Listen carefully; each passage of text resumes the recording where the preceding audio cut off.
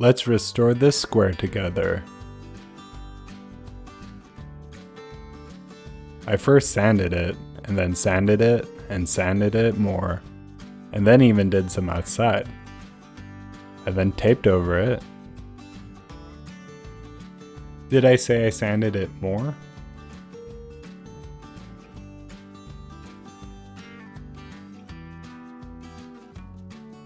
This is what it looks like after painting.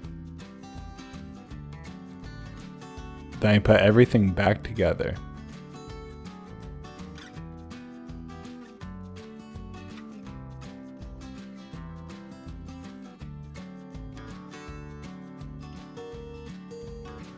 Let's see how it do.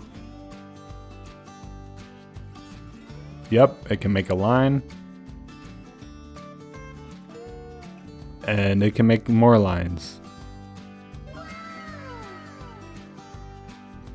Ooh. Beautiful square.